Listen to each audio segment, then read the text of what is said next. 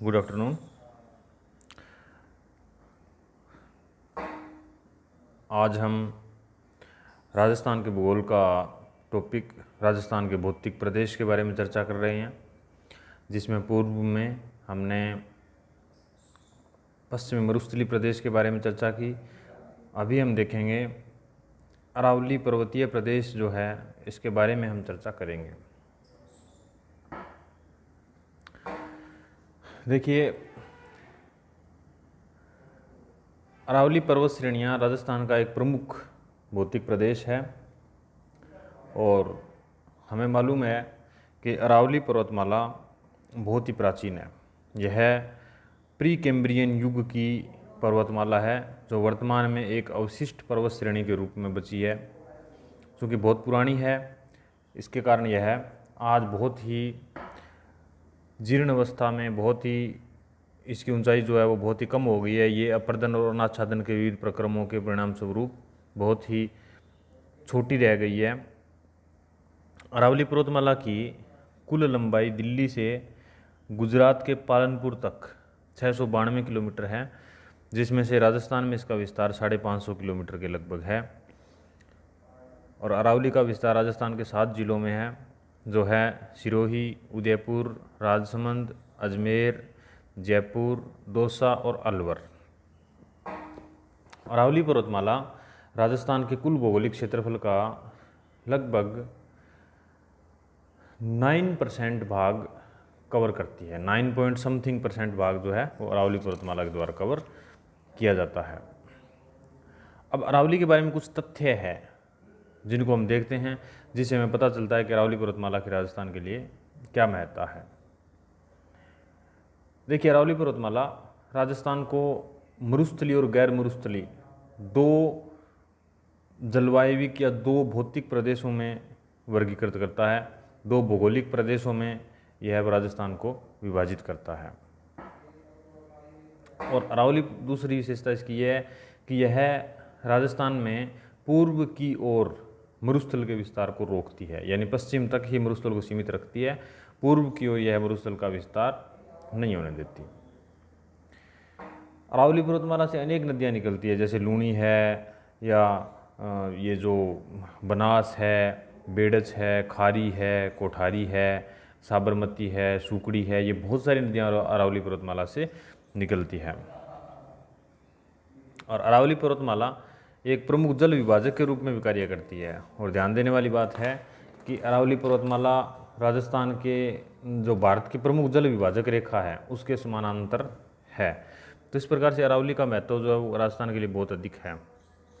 बहुत सारे प्रकार के वन्य जीव रहते हैं इसमें। तो अरावली पर्वतमाला को हम वन्य जीवों की शरण स्थली के रूप में भी देखते हैं।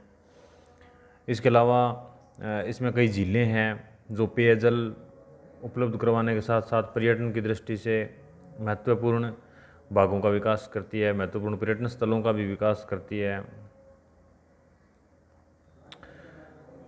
और अरावली पर्वतमाला जो है वो मानसून को बहुत ज़्यादा प्रभावित करती है। परिणाम स्वरूप राजस्थान की जलवायु जो है वो इसकी अरावली पर्वतमाला से बहुत अधिक प्रभावित होती है, क्योंकि अरावली के पूर्व में पर्याप्त वर्षा होती है।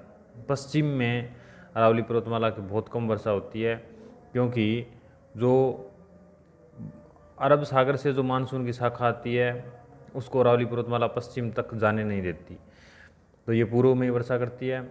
और जो बंगाल की खाड़ी का मानसून है वो ऊपर से हिमालय क्षेत्र के नज़दीक से पंजाब हरियाणा के रास्ते राजस्थान में प्रवेश करता है। तब तक इसकी नमी जो है वो समाप्त हो चुकी होती है, या बहुत ही कम नमी इसमें रह जाती है। तो यही कारण है कि राजस्थान में वर्षा बहुत कम हो पाती है।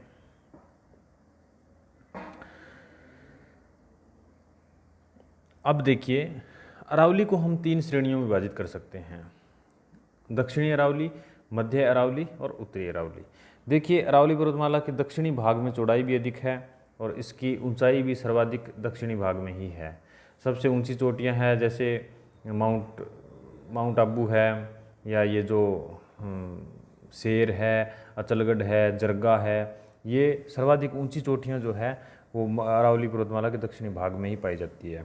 इसी के साथ दक्षिणी भाग में इसकी चौड़ाई भी अधिक है। उदयपुर, सिरोही, इन जिलों में इसकी सर्वाधिक चौड़ाई अरावली पर्वतमाला की है। इसमें कि इस भाग की जो प्रमुख ऊंची चोटियाँ उनके बारे में देखते हैं। जैसे गुरु शिखर है सिरोही ज़िले में, ये राजस्थान की सर्वोच्च चोटी है जिसकी ऊंचाई 1722 मीटर है। और इसके अलावा दूसरी सबसे ऊंची चोटी जो है वो शेर है 1597 मीटर। तीसरी अचलगढ़ 1380 मीटर है, तीसरी देलवाड़ा 1442 मीटर है।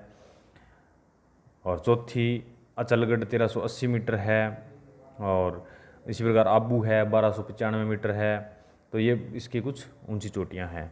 यहाँ जो एक बोराट का पठार भी है जो उदयपुर ज़िले में स्थित है, तो यह यहाँ का प्रमुख पठार है। कुंभलगढ़ और गोगुंदा के बीच का भाग है वो बोराट के पठार के नाम से जाना जाता है।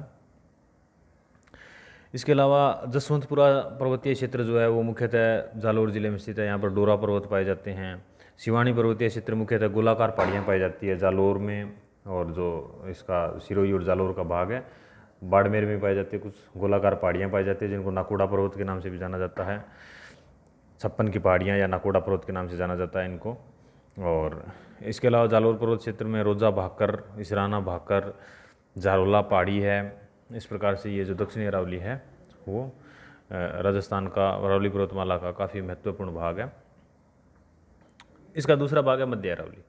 मध्य अरावली की सबसे प्रमुख खास विशेषता यह है कि यहाँ श्रेणी अनवरत यानी लगातार न होकर के बीच बीच में टूटी हुई अवस्था में, बीच बीच में खंडित अवस्था में पाई जाती है। और जो बीच बीच में गैप पाए जाते हैं उनको हम विंड गैप के नाम से जानते हैं, क्योंकि इन्हीं गैप्स के जरिए हवा पश्चिम से पूर्व में या पूर्व से पश्चिम में प्रवेश कर जाती है। तो इनमें जो मुख्य है ब्यावर तहसील में 4 दर्रे हैं जिनका नाम है बार, परवेरिया, शिवपुर घाट और सुरा घाट। ये 4 दर्रे यहाँ पर पाए जाते हैं। इसके अलावा कुछ चोटियाँ भी है, जैसे तारागढ़ 873 मीटर ऊंची है। इसी प्रकार नाग पहाड़ है जिससे कि लूनी नदी निकलती है, ये 795 मीटर ऊंची है। अब इसका तीसरा भाग है उत्तरी अरावली। तो उत्तरी अरावली में बीच बीच में पर्वत चोटियाँ पाई जाती है, पहाड़ियाँ पाई जाती है। इसके बीच बीच में मैदान भी पाए जाते हैं। बाणगंगा वगैरह नदियाँ जो बहती है इनके मैदान पाए जाते हैं। तो बीच में जलोढ़ के मैदान और पहाड़ियों युक्त यह भाग है। उत्तरी अरावली का विस्तार जो है मुख्यतः जयपुर, दौसा और अलवर जिलों में है। और यहाँ की प्रमुख चोटियाँ जैसे रघुनाथगढ़ है सीकर में 1055 मीटर है। इसी प्रकार जयपुर में प्रमुख चोटियाँ हैं खो 920 मीटर है, बाबाई 780 मीटर है, जयगढ़ 648 मीटर है, नाहरगढ़ 599 मीटर है, बरवाड़ा 786 मीटर है, मनोरपुरा 747 मीटर है। तो इस प्रकार से अलवर किला है 597 मीटर है। तो ये जो चोटियाँ हैं ये पाई जाती है और बीच बीच में इनमें उपजाऊ मैदान भी पाए जाते हैं। और जो शेखावाटी और तोरावाटी की पहाड़ियाँ उत्तरी अरावली की प्रमुख पहाड़ियाँ हैं, ये सीकर ज़िले में पाई जाती है शेखावाटी की पहाड़ियाँ।